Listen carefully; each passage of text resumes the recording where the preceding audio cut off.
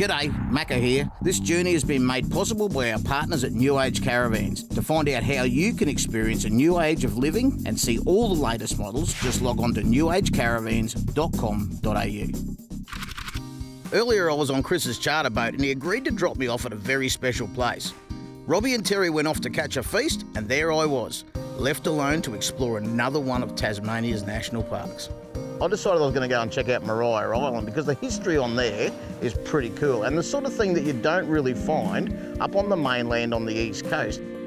Well, Robbie and Terry are pretty confident they're going out to catch us something to eat for dinner, but I reckon I've got more confidence that I'm about to soak up some of Australia's history. Let's see how they go and how I go. This island has a rich history. In 1825 it became a penal settlement but was quickly abandoned due to the number of escapes. In 1842 it was used as a convict probation station and some of the buildings still stand today amongst the other ruins. I find it absolutely remarkable that if you wanted to build a building like this today using modern building methods, the standards would say it wasn't good enough. And this has been here since 1844, so maybe they were doing something right. The island's history is so diverse, it even had an industry at one stage.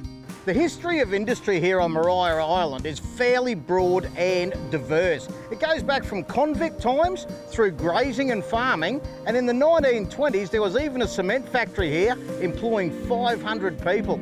Some have never left the island and the cemetery dates back to the settlement of 1825. I paid my respects, wondering what life would have been like in an era without cell phones and pizza delivery.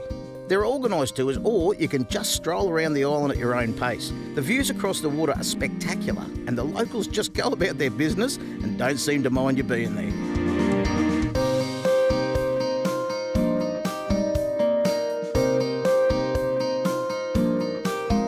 This island is absolutely jam-packed full of wildlife. And speaking of wildlife, I wonder how Robbie and Terry are going out there catching our dinner. And I got the best of both worlds while I was here because Chris from the park dropped me on the island and then I got the ferry back. On the way back I caught up with the skipper Andre and we both agree that Macca Island is a must-see destination.